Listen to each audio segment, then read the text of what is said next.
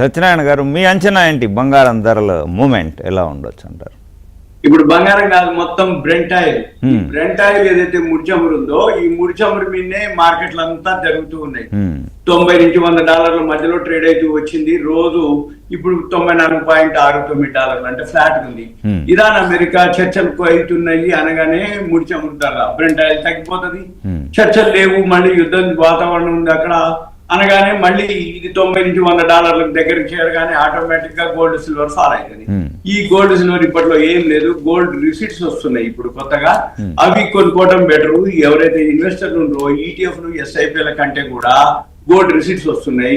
అయితే అందరి బ్రోకర్ల దగ్గర ఈ గోల్డ్ రిసీట్స్ అవైలబుల్ లేదు, కొన్ని బ్రోకింగ్ ఫార్ముల దగ్గరే ఉన్నాయి వాళ్ళ ప్లాట్ఫామ్ లో.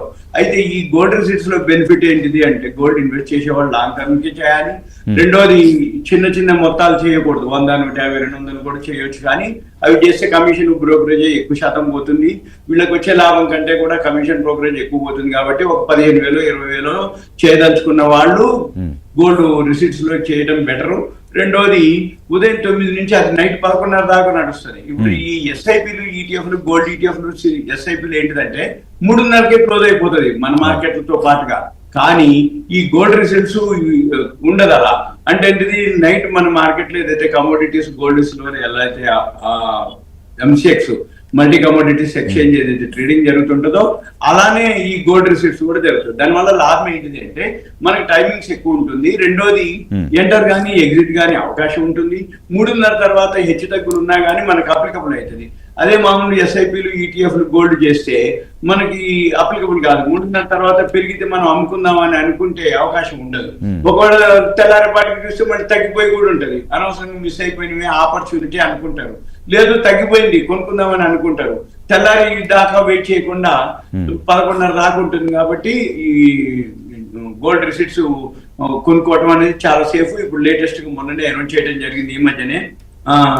అయితే అదే అందరి బ్రోకర్ల దగ్గర లేదు. కాబట్టి ఎవరైతే ఇంట్రెస్ట్ ఉందో దాని గురించి చేయదలుచుకుంటే వాళ్ళ బ్రోకింగ్ ఫర్మ్ ఎవరైతే ఉంటారో వాళ్ళని అడగాలి, ఆ ప్లాట్ఫామ్ లో మాకు ఉందా లేదా అనేది. ఉంది అని అంటే చేసుకోవటం అనేది ఉత్తమం. రాబోయే రోజుల్లో గోల్డ్ కానీ సిల్వర్ కానీ పెరిగే అవకాశాలు తక్కువ. ఇదంతా ముడిచమురు గొడవ అయిపోవాలి, ఇన్ఫ్లేషన్ తగ్గాలి.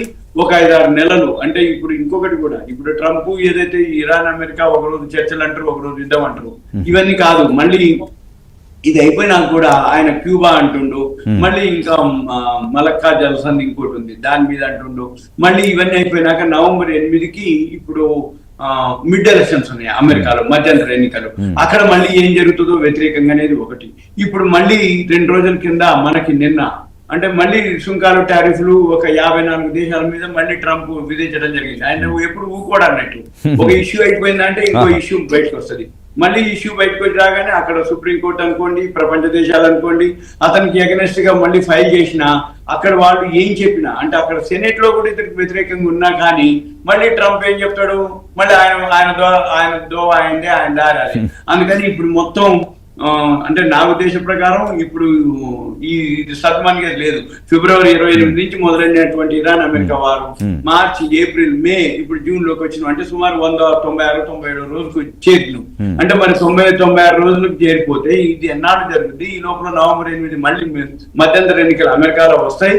ఈ లోపల మళ్ళీ ఒకవేళ ఇది సద్దుమణికి యుద్ధం లేదంటారు, అణ్వాయుధాలు అప్పచెప్పమంటారు, వాళ్ళు అప్పచెప్పమంటారు, ఇక్కడే చర్చలు మిగిలిన జరిగిపోయినాయి అంటారు. కానీ ఈ చర్చలు జరుగుతాయా, జరగవా, యుద్ధం ఆగుద్దా, హార్మోన్ జల్సన్ ఓపెన్ చేస్తారా, ఈ ముడిచమురు ధరగా బ్రెంట్ ఆయిల్ ఏదైతే ఉందో అది ఎప్పుడు తగ్గుద్ది, ఎంత తగ్గుద్ది అనేది ఈ చర్చలు కనుక ఏం లేదు. మనం చూడవలసింది గోల్డ్ సిల్వర్ కొనక్కర్లేదు, కొనకపోయినా ఏం లేదు, కొన్నా ఏం లేదు, కొంటున్నాం లాంగ్ టర్మ్ కనుక్కోవాలి, కొనకపోయినా ఏం కాదు, పెద్దగా ఏం పెరిగేది ఉండదు. కాబట్టి ఎందుకోసం ఈ ముడిచమురు ధరలు తగ్గితే తప్ప గోల్డ్ పెరగదు. ముడిచమురు ధరలు ఎప్పుడు తగ్గుతాయి, ఇరాన్ నుంచి ఆ యుద్ధ వాతావరణం మామూలు అయిపోవాలి, సమసిపోవాలి, అక్కడ ఈ హార్మోన్ జల్సన్ ఓపెన్ అవ్వాలి. మళ్ళీ దేశాలు, ప్రపంచ దేశాలన్నీ కూడా కొంచెం వాళ్ళ ఎకానమీ, జీడిపి అన్ని ఇన్ఫ్లేషన్ పెరగడం జరిగింది, ఆర్థిక వ్యవస్థలు అన్ని చిన్నపిన్న అవడం జరిగింది. దాంతో ఇవన్నీ ఆర్థికంగా ఇప్పుడు గోల్డ్ సిల్వర్ అంతకుముందు ఎందుకు పెరిగింది అనుకున్నారు, ఒక 2-3 ఏళ్ల నుంచి కరోనా తర్వాత మళ్ళీ మొత్తం ప్రపంచ ఆర్థిక వ్యవస్థలు అన్ని పుంజుకోవడం జరిగింది. అందుకని ఇన్వెస్ట్మెంట్ గోల్డ్ సిల్వర్ లోకి వెళ్ళడం జరిగింది.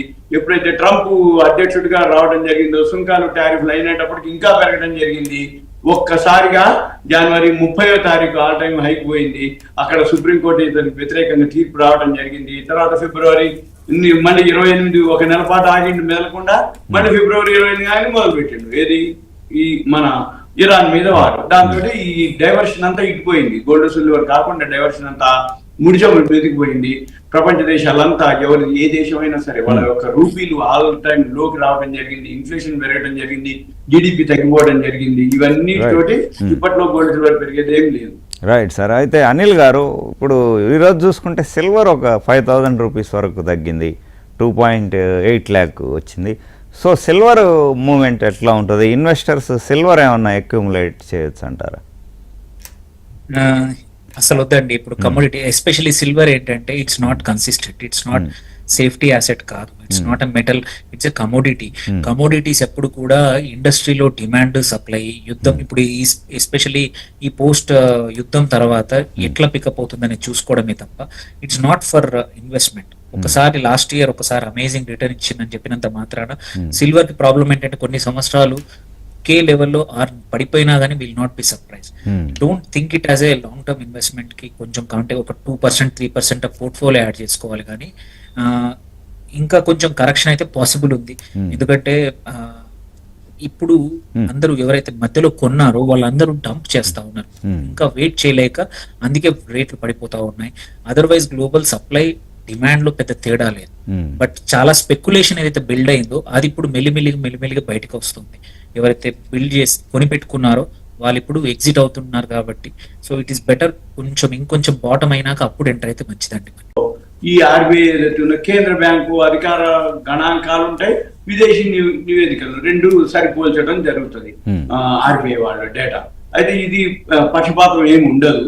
మామూలుగా ఎలా అభిప్రాయాలు ఏముంది అనేది ఉంటుంది అన్నట్టు. ఎక్కువ శాతం ఏంటంటే ఐఎంఎఫ్ ఉంటుంది. ఐఎంఎఫ్ అంటే వరల్డ్ బ్యాంక్ వాళ్ళు, అంటే వాళ్ళ యొక్క విశ్వసనీయ సంస్థల నుంచి వాళ్ళు డేటా తీసుకుంటారు. దాన్ని ఎక్కువ శాతం వాళ్ళు ప్రామాణికంగా కూడా తీసుకోవడం జరుగుతుంది. మనం ఎంతసేపటికి ఏంటిదంటే నమ్మాలా నమ్మకూడదా అనేది ముందుగా మనం తెలియదు. తర్వాత అది నిజమేంటిది అనేది మళ్ళీ విశ్లేషణ ద్వారానే మళ్ళీ కొంత నిజం ఉంటుంది, కొంత ఉంటుంది. అది మనం గమనించాలి. కాకపోతే ఏంటిదంటే వెంబటే మీరు అన్నట్టు ఆర్బీఐ వాళ్ళు ఖండించడం జరిగింది, వెంబటే బ్లూంబెర్గ్ వాళ్ళు సరి చూసుకోవటం, మళ్ళీ దాన్ని చెప్పడం జరిగింది. ఇలా ఉంటుంది అన్నట్టు. ఏదైతే ఇప్పుడు ఇంకా ఇకపోతే ఈ ఫారెక్స్ ఏదైతే రిజర్వ్లు ఉన్నాయో, ఈ ఫారెక్స్ రిజర్వ్ల మీద అయితే ఎప్పుడు ఈ బంగారం నిల్వలు ఏదైతే ఉందో ఆ నిర్వహణ మీద ఎప్పుడు కూడా పారదర్శకత ఉంటూనే ఉంటుంది, డేటా ఉంటుంది, ప్రతిదీ కూడా ట్రాన్స్పరెన్సీ అంటారు. అదే